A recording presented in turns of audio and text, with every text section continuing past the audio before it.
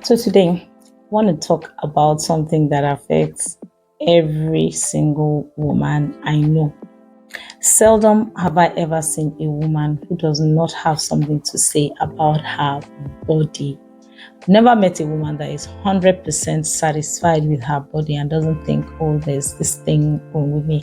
It's either I'm too fat, I'm too thin, I'm too tall, I'm too short, my head is too big, my arms are too fat, my tummy is too big, I'm too busty, I'm too flat-chested, I have knock knees, and all sorts of things.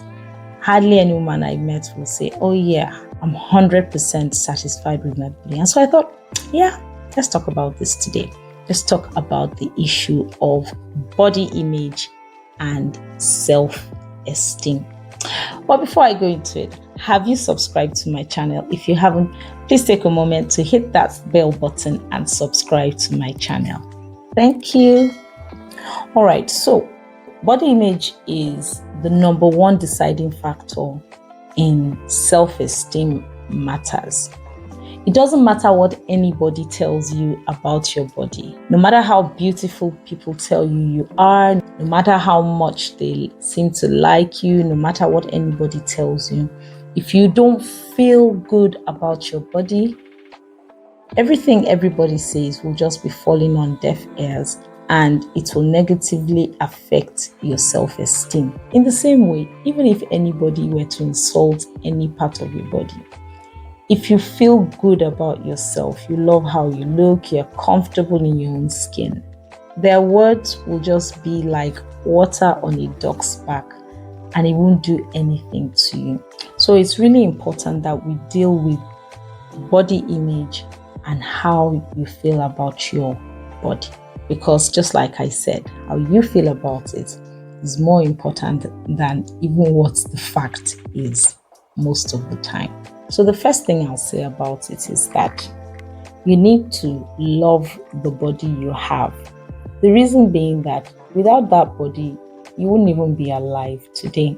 You understand largely that man is made up of three parts: the soul, the spirit, and the body. Now, if you have a spirit and there's no body, you can't function on the earth. In fact, the day your spirit leaves your body is the day you cease to exist on the earth, the day you die. And so without that body, you can't even be on earth. So you better start loving it, especially because you can't even change it. Unlike your clothes, if you don't like your outfit, you can go and put on another outfit. But your body, you can't change it. There's nothing you can do about it. It's your body. So the earlier you start to love it, the better. Now, I'm not saying you should not notice if there are things wrong with your body. I'm not saying you should live in denial. That's not what I'm saying. What I'm saying is that you have to understand that it's the body you have and there's nothing you can do about it. That is the body you have. So you have to make up your mind that I'm going to love this body. I'm going to enjoy it to the best of my ability, and I'm going to use it as best as I can. Now, that being said, there are two aspects to your body. There are the parts you can change or do something about. There are the parts you cannot change or do anything about. So I'll start by talking about the second aspect, which is the parts you cannot change or do anything about. There are just some things like that. There's nothing you can do about those parts of your body. Nothing. Whether medically, on your own, nothing. There's nothing you can do about them. So first of all, accept them. Take it like that. There's nothing you can do about it. Accept it. There's no point spending time getting upset. You'll be wasting your time. There's nothing that you can do about it. So accept it. And now that you've accepted it, you're going to mitigate it.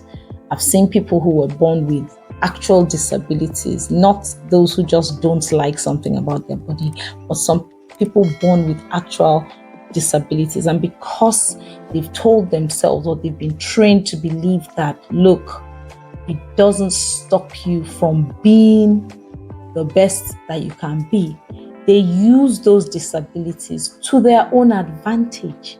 They use them, they hone them. Sometimes they achieve even more than somebody without a disability. And so mitigate the parts of your body that you cannot change or flatter them. If there's a part that you feel is too big, too prominent, do what you can with it. Maybe it's your nose, you feel, oh, it's too big. Learn how to do makeup to accentuate your face, for example. If you feel, oh yeah, I'm too busty, or my hips are too big, or my hips are too thin, dress in a way that flatters your body, that, doesn't make what you don't like so obvious, that, just flatters your body and makes you look nice in spite of whatever flaw your body has, which, as we have seen, you cannot do anything about. And now for the parts that you can change, there are two things that you need to consider. Number one, should I change it? The fact that you can change it or you can do something about it doesn't always mean that you have to do something about it. So the first question you need to ask yourself is, should I really do something about it? You have to weigh out your options and weigh out the risks. So for some things, there are moral dilemmas. Say a lot of people go on and do all sorts of things to their body, in the name of enhancement. BBLs, inject their lips, Botox, all sorts of things. And there's a question of, where do you draw the line? Is this really necessary? Sometimes not just because of the medical risk, but first of all, because of the moral dilemma. What are you doing? What are you trying to achieve? Is this even morally right? The fact that it can be done, must it be done? Doctors have gotten into trouble for having operations that go wrong, which brings me to the second part. You need to evaluate the medical risk of the things that you want to change. If it involves surgery, any surgery harbors potential risks and dangers. Inherent in surgery is danger. I've seen people go for tiny little surgeries and things go wrong, and their lives were altered forever. And so you have to think of that, the medical risk, the long-term effects of what you want to do. What are the consequences of these changes that you want to make vis-a-vis what you are losing out? I mean, is it really that deep? Is there any other way around it? For example, you feel, oh yeah, I would like a little more bust. Would you wear padded bras? Things like that. Just think of the options. The fact that you can change it does not mean you have to change it. So the first question you want to ask yourself is, should I change it? The second part of those things that you can change are the things you should change. So for these ones, I'm saying you should change it. And mostly what I'm talking about in cases like this are things like your weight. If you're overweight, which is the typical one, a lot of people are overweight and obese. If you're overweight and obese, we know that this portends several health challenges. So there's knee problems, movement problems, there's all sorts of health challenges that accompany obesity. And people are obese for all sorts of reasons. I understand that some people are obese for health reasons. Maybe they're on some medication and things like that. But for a good number of people, it's nothing to do with that. It's about your eating habits, your exercise habits, your lifestyle, and things like that. So yes, you should change that. If you're overweight, you should change it. But there's also the part of people who are underweight or malnourished, and that has a separate set of side effects and health issues. We don't talk about being underweight enough, but it also comes with its own health issues. People who are underweight are at risk of being anemic. They're at risk of having nutritional deficiencies. They're at risk of having a weakened immune system. They're at risk of increased susceptibility to disease, fatigue, and things like that. And so if you're underweight as well, you need to start looking at it. For both cases, I'm not just going to tell you, oh yeah, jump on this and start doing it. What you need to do is to speak with a health personnel, maybe a doctor, maybe a nutritionist. Speak with somebody and see what works for you, because there may be other underlying causes that you need to look at. But do your research, speak to a health personnel. Now, there are some low-hanging fruits where you don't even need to speak to a health personnel first. For example, if you are eating too much, reduce it. You understand? Reduce your portions. You can reduce your sugar intake. If you're a sweet tooth, reduce your sugar intake. Don't take too many carbs. Reduce your portion sizes. If you're eating too little, some people are literally starving themselves. Please change it. And sometimes even starving yourself can lead to obesity because you are messing with your metabolism. When your body's in starvation mode, your metabolism slows down and it holds on to the food more and all that. So you need to fix things.